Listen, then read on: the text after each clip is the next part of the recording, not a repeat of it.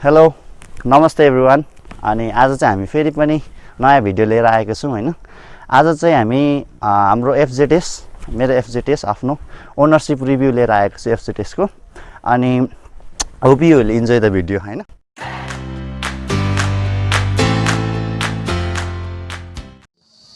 Okay, अनि यो मेरो बाइक चाहिँ 2017 मोडलको हो हैन।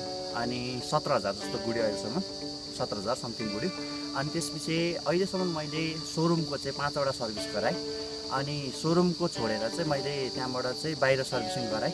3 वटा जस्तो सर्भिसिङ गरेछ सोरुमको छोडेर पनि। अनि त्यहाँनेरि फेरेको कुराहरू त अहिले म भन्दै गएँ।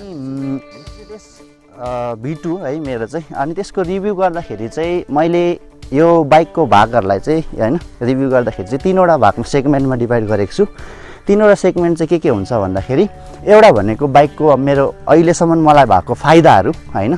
अनि अर्को भनेको चाहिँ मलाई लागेको बेफाइदाहरू हैन। थोरै केही गडबड हुनसक्छ बाइकको त्यो बेफाइदाहरू। अनि त्यसपछि अर्कोमा चाहिँ के राखेको छु भन्दाखेरि चाहिँ अहिलेसम्म भएको मेरो खर्चहरू है। अनि अब सुरु गर्छु म चाहिँ सुरुमा खर्चबाटै सुरु गरौँ है। खर्च चाहिँ कस्तो छ भन्दाखेरि बाइकको मैले ल्याएदेखि चाहिँ एयर फिल्टर मोबिल फिल्टरहरू चाहिँ फेरिराख्ने नै भयो सर्भिसिङ अनुसारले। अनि त्यस्तो ठुलो खर्च त केही पनि आएको छैन अहिलेसम्ममा हैन। इन्जिन सिन्जिन केही बनाउनु परेको छैन। इभन कि मेरो चेन्ज पकेट पनि पुरै फेर्नु परेको छैन हैन। मैले अगाडिको चेन्ज पकेटको सानो दाती मात्रै फेरेको छु अहिलेसम्म। अनि त्यसपछि अर्को के छ भन्दाखेरि मैले फेरेको कुराहरू भन्दाखेरि टेल हालेको छु है। अब त्यो चाहिँ फुटेर भाँचेर के गरेर हालेको हैन। लामो टेल थियो, लामो भन्दा सानो हाल्दाखेरि छोटो टेल हाल्दाखेरि के हुँदो रहेछ टाइडी देख्दो रहेछ, त्यो भएर मैले छोटो हालेको छु। त्यसपछि ग्रिप भयो है। अनि ग्रिप भयो, ह्यान्डको ग्रिप, ह्यान्डल ग्रिप हैन। अनि त्यस पछाडि अर्को भनेको लिभरहरू दुईटा चेन्ज गरेको छु। अब तिनीहरू सबै भनेको चाहिँ बिग्रेर फेरेको हैन, मलाई राम्रो लागेर चाहिँ फेरेको कुराहरू। अनि अगाडि ह्यान्डल बार है, अनि स्पन्जसँगको ह्यान्डल बार हालेको छु। त्यसपछि अरू फेरेको कुराहरू भन्दाखेरि बाइककै इन्टरनल कुरा गर्नु पर्दाखेरि चाहिँ ब्रेक है। मैले फ्रन्ट ब्रेक र रेयर ब्रेक दुईटै एक चोटि चेन्ज गरेको छु है।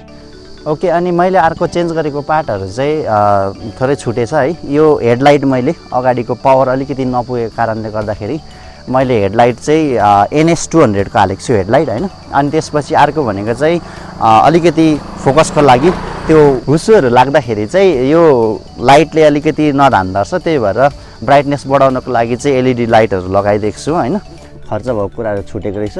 एउटा भनेको चाहिँ मैले मिरर हैन, लेफ्ट साइडपट्टिको मिरर फेरेँ। अनि सोरुमको मिररहरू चाहिँ लास्ट टाइम महँगो लाग्यो क्या मलाई। अनि एउटै मिररको 500 रुपियाँ अरे ठिकै छ, त्यो पनि फेरेँ।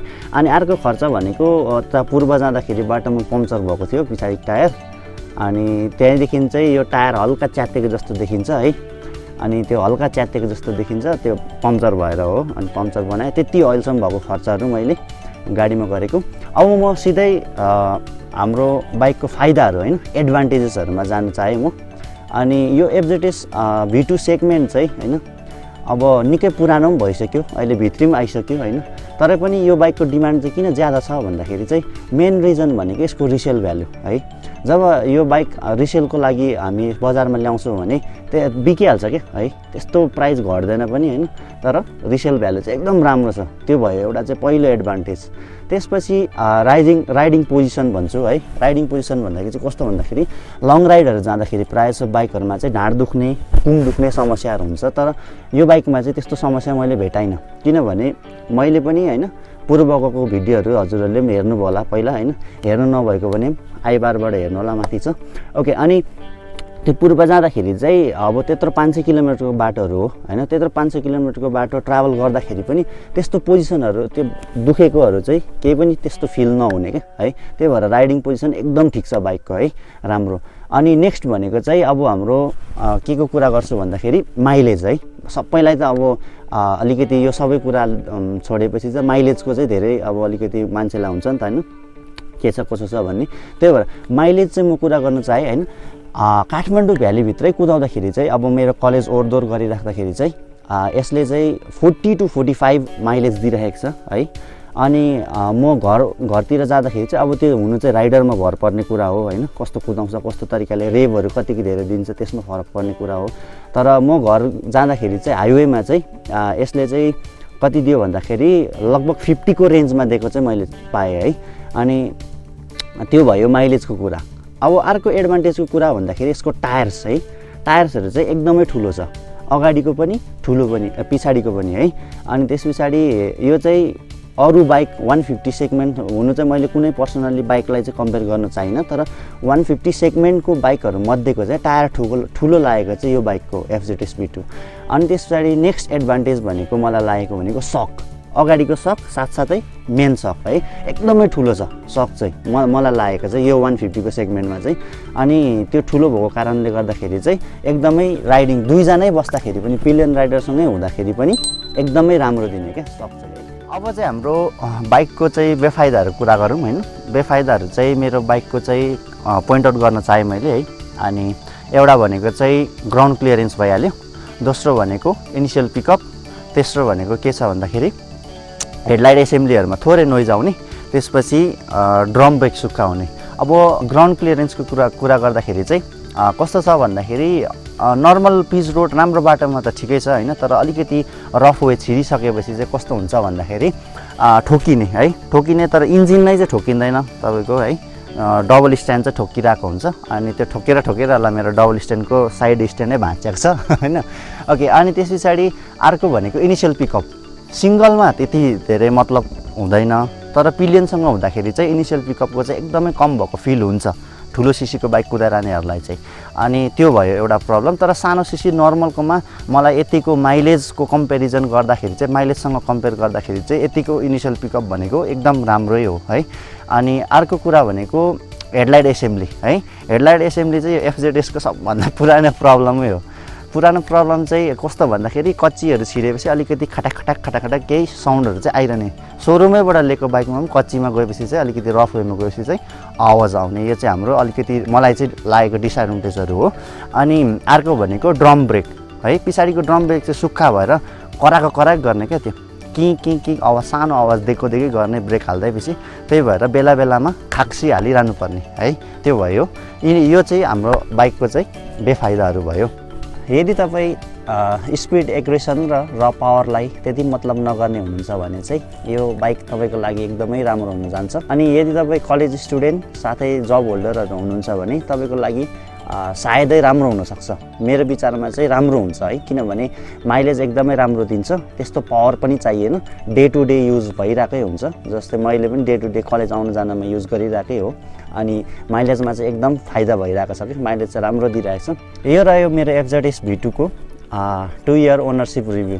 अनि अझै यस्तै रिभ्यू भिडियोहरू हामी लिएर आउने नै छौँ हैन।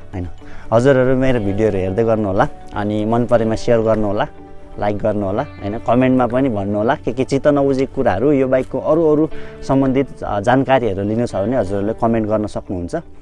ओके, अनि आजको भिडियोमा मलाई हेल्प गर्नुहुने चाहिँ हैन हाम्रो SLG ब्रो हुनुहुन्छ, यता SLG ब्रो। अनि त्यस पछाडि क्यामेरामा चाहिँ हुनुहुन्छ हाम्रो प्रवीण ब्रो हैन, यहाँ हुनुहुन्छ प्रवीण ब्रो, अस्तिकै प्रवीण ब्रो हो हैन। अनि हजुरहरूले त्यो लिङ्क अस्तिको भिडियोमा पनि हालिदिएको थिएँ, अस्तिको भिडियो हेर्नु भएको छैन है, आइबारमा यहाँ छ, चेक गर्नु होला हैन। प्रवीण ब्रो के छ भन्नु? केही पनि छैन, छैन, धेरै खुसी लाग्यो। अनि के हो, थ्रोटल नेपालसँग चाहिँ जहिले पनि म्यासअप गर्दाखेरि चाहिँ एकदमै राम्रो हुन्छ, रमाइलो हुन्छ। त्यही हो, थ्रोटल नेपाललाई चाहिँ जहिले पनि माया गर्नु होला। एन्ड स्टे ट्युन गाइज, त्यही हो। अल्लाह, धन्यवाद ब्रो, एकदम धन्यवाद ब्रो है। अनि अर्को क्रेडिट चाहिँ हाम्रो तेन्जिङ सरलाई दिन चाहन्छु। यो मैले युज गरिरहेको बोया माइक सरले आज मलाई दिनुभएको थियो हैन, रेकर्ड गर्नको लागि। अनि साउन्ड क्वालिटी पनि कस्तो छ गाइज कमेन्टमा लेख्नु होला हैन, माइक युज गरिरहेको छु। अनि this might be the end of the video guys, अनि see you next time in the next vlog, and until next time bye हैन। अनि नेक्स्ट भिडियो चाहिँ सायदै यो स्प्लेन्डरको रिभ्यू लिएर आउँदै हुनुहुन्छ हैन। अनि त्यो भिडियोलाई पनि यदि मनपर्छ भने अथवा हेर्न चाहनुहुन्छ भने अब केही समयको लागि चाहिँ कुर्नु होला हैन।